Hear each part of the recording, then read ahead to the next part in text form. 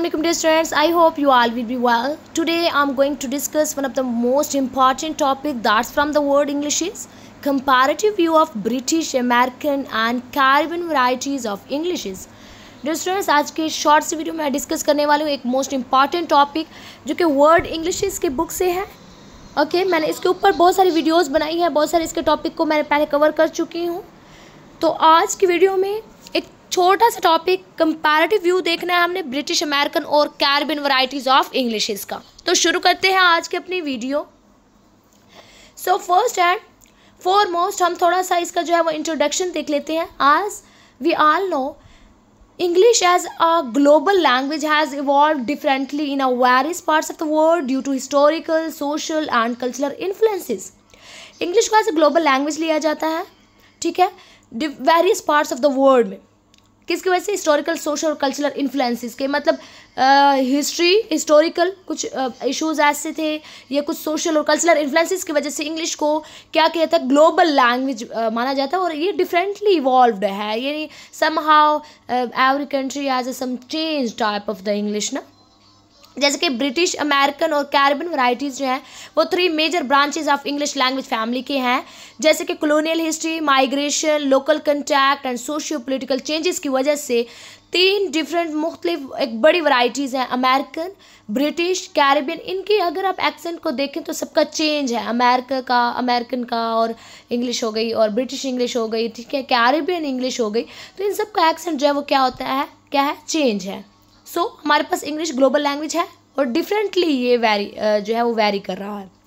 British English की अगर हम बात करें तो ये ओरिजिनल स्टैंडर्ड जो है इंग्लिश का वो कहाँ से है, ब्रिटिश से है. ब्रिटिश इंग्लिश जो है वो बेसिकली ओरिजिनेट हुई इन इंग्लैंड में और spread during the colonial era through trade, education and governance. As we all know कि इंग्लिश कैसे आए हमारे पास, कॉलोनियल टाइम, कॉलोनलिज्म जब था, ठीक है, कॉलोनाइजर अपने साथ ये लैंग्वेज लेकर आए थे. थ्रू आउट द ट्रेड और एजुकेशन एंड गवर्नेंस, इन सब की वजह से इंग्लिश जो है वो हमारे पास आई थी, सबके पास आई, ठीक है. तो ये basically standard form from which other varieties emerge, कि बाकी जो वैरायटीज़ हैं वो इंग्लिश की वो इमर्ज कहाँ से हुई, ब्रिटिश से हुई. सबसे पहले ब्रिटिश में इंग्लिश थी, ठीक है. सो इसका ओरिजिन ब्रिटिश है. सो जैसे कि स्पेलिंग यूज़ होते हैं कलर के, COLOUR, सेंटर, ट्रैवलिंग एटसेट्रा.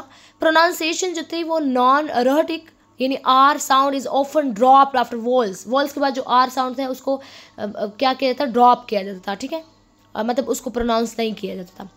विकैबुलरी जैसे कि flat, apartment, boot, car, trunk, lift, elevator, so holiday, vacation. So इस तरह के विकैबुलरी वर्ड जो है वो यूज़ किए जाते हैं ब्रिटिश में. बट अब आगे आप डिफरेंस जब अमेरिका देखेंगे, अमेरिकन इंग्लिश और फिर कैरिबियन इंग्लिश देखें तो उसमें वर्ड्स चेंज हुए, ठीक है, उसमें चेंज आया, इंग्लिश में चेंज आया. जो इंग्लिश ओरिजिनल वो नहीं है जो कि ब्रिटिश वाली की थी, ब्रिटिश स्टैंडर्ड वाली इंग्लिश नहीं है, बल्कि सबके एक्सेंट में समहाउ वर्ड्स, विकैब जो भी है उन सब में चेंज आया. So grammar uses have got instead of have gotten, ठीक है, shall for future stands. So tone और स्टाइल में भी चेंज आया. फॉर्मल और ट्रेडिशनल में ये पोलाइटनेस और स्ट्रक्चर जो है वो इन्फ्लुएंसेस इसके ऊपर जो एम्फसाइज करता है.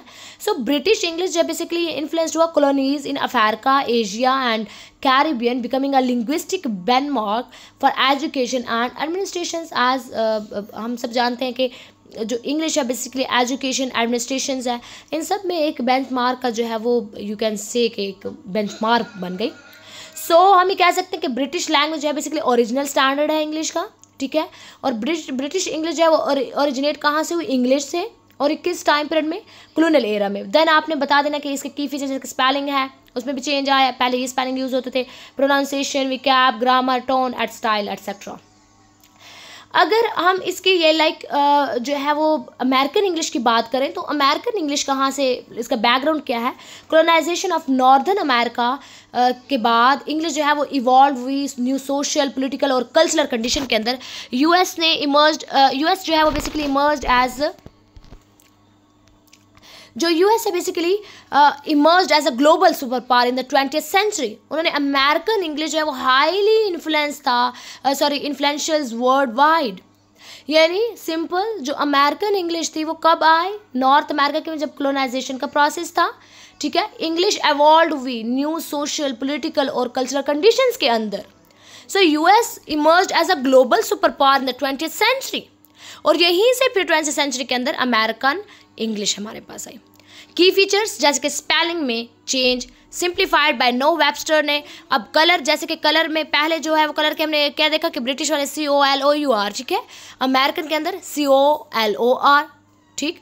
तो ये अमेरिकन में सेंटर के स्पेलिंग भी चेंज, ट्रैवलिंग के स्पेलिंग भी चेंज, ठीक। तो प्रोनाउंसिएशन के भी अंदर चेंज आया, जैसे कि रह के अंदर, जैसे कि मैंने बताया कि ब्रिटिश में वो जो वर्ड हम यहाँ पर R साउंड को प्रोनाउंस करते हैं अमेरिकन के अंदर, जैसे कि रह, लेकिन जो ब्रिटिश के अंदर जब आप पढ़ेंगे ना तो उसमें आप R को प्रोनाउंस नहीं करेंगे, ठीक है, R स्लाइट होता है।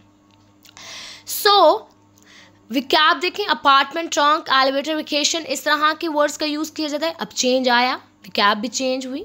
Grammar uses gotten instead of got. अब इसमें जो ब्रिटिश है उसमें गॉट का वर्ड जो है वो यूज़ किया जाता है, गॉटन नहीं किया जाता, लेकिन अमेरिकन के अंदर गॉटन वर्ड का यूज़ किया जाता है, गॉट का नहीं किया जाता, ठीक है।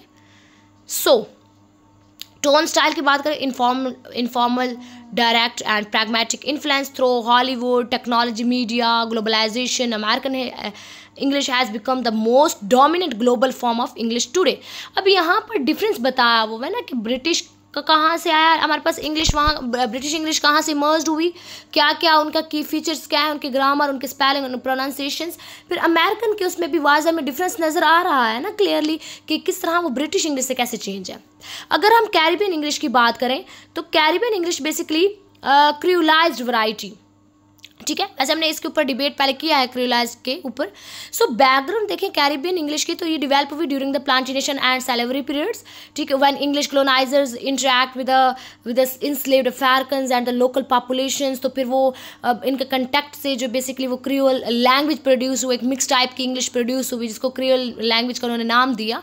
सो ये मिक्सिंग इंग्लिश का अफ्रीका के साथ मिक्स हो जाना, ये बेसिकली क्रियोल लैंग्वेज कहलाता है, जिसके ग्रामर है, सिंप्लीफाइड स्ट्रक्चर है, जैसे कि ही गो फॉर ही गोज, ठीक है। प्रोनाउंसिएशन जो है वो basically influence by African phonetics and rhythm से जो है वो उनकी प्रोनाउंसिएशन भी ऐसी होती है। विकैबुलरी देखें, blends English with Africa and local words, ठीक। टोन स्टाइल देखेंगे तो highly expressive, rhythmic and musical होती है इनकी। टाइप्स देखें, जमैकियन इंग्लिश हो गया, ट्रिनिडेडियन इंग्लिश है, बारबेडियन इंग्लिश है। सो ये सारे के सारे क्या है, टाइप्स ऑफ इंग्लिशेस हैं किसके अंदर, कैरिबियन यानी अफ्रीका। सो इन्फ्लुएंसेस देखें तो कैरिबियन इंग्लिश जो है बेसिकली वो क्रियोलाइजेशन प्रोसेस को रिप्रेजेंट करते हैं, एक linguistic sample of cultural resistance, identity and hybridity after colonization. Colonization के बाद ये बेसिकली किस चीज़ का सैम्पल है, कल्चरल रेजिस्टेंस, आइडेंटिटी और हैबिलिटी का। सो अगर हम इसका यानी जो हमारे पास कंक्लूड करें ओवरऑल अपने प्रोसेस को, अपने लेक्चर को, तो कंक्लूड बड़े इजी वर्ड के अंदर मैं करूँगी कि हमने यहाँ पर कंपैरिजन किया ब्रिटिश, अमेरिका और कैरिबियन इंग्लिशेस में कि किस तरीके से उनमें वैरायटीज़ कैसे हो, किस तरह, यानी बेसिक इंग्लिश हमारे पास ब्रिटिश है, बट जब वो अमेरिका इंग्लिश पहुँची तो अमेरिकन इंग्लिश इमर्ज हुई, वो बेसिकली डिफरेंट, उनकी विकैब डिफरेंट, उनकी प्रोनाउंसिएशन डिफरेंट, उनका एक्सेंट डिफरेंट एटसेट्रा।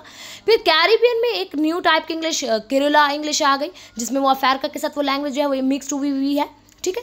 तो ये चीज़ बेसिकली ये क्या चीज़ रिवील करिए कि how history, culture and power shape language, ठीक है। तो ये लैंग्वेज को शेप जो है वो क्या दे रही होती है, history, culture, somehow culture, historical background, culture जो इन्फ्लुएंस, पावर का जो इन्फ्लुएंस होता है वो लैंग्वेज के ऊपर होता है, लैंग्वेज चेंज हो जाती है। ब्रिटिश इंग्लिश जो है वो stand as a source and standard, American English जो है वो रिफ्लेक्ट करता है इनोवेशन और मॉडर्न डोमिनेंस को, कैरिबियन इंग्लिश जो है वो रिप्रेजेंट करता है कल्चरल हैबिलिटी को, linguistic creativity, symbolizing resistance and identity in post colonial. Together जो है वो they illustrate the diversity and adaptability of English as a truly global language. So dear students, एक शॉर्ट सी video about the varieties of English is, I hope आप लोगों को इस video से टॉपिक क्लियर हो गया होगा। Thank you for watching my video. अल्लाह हाफिज़।